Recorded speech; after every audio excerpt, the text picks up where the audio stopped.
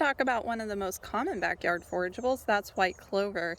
This is Trifolium repens, and it is different from the red clover that's often covered in herb books, but it does have medicinal value, and it can be used to make teas and as a edible and forageable.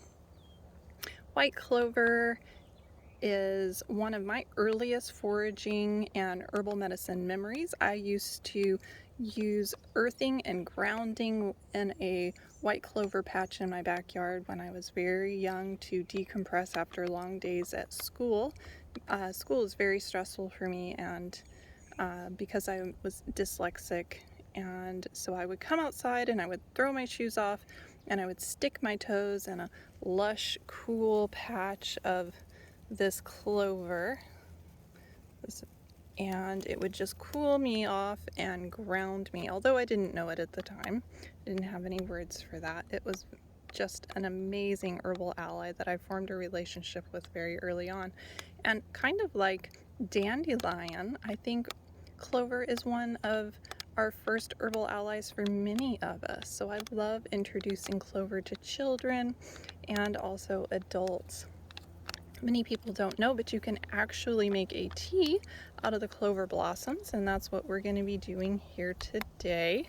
This specific variety is the Landino variety, and I know that because my dad planted it many years ago in pastures for our cattle and horses, and they would come along and eat it, and then of course they would digest it and poop out the seeds, and we would have fields and fields of clover and that wonderful regenerative process. Clover is a very early flowering herb, and so it's great for pollinators. The flowers have this wonderful honey fragrance that makes a very light tea, and I like to get, some of these have been a little bit frostbit, but I like to get them when they're nice and fresh.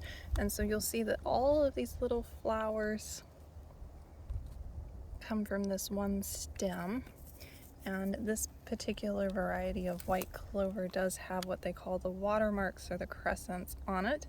Obviously the leaflets are mostly have the 3 little leaves there, but you'll find a 4-leaf clover once in a while, although I consider myself lucky to have any clover in my yard, regardless of whether it's 4-leaf or not. So I just like to harvest a nice bundle of this and make a nice fresh tea, or maybe have a little nibble in a salad.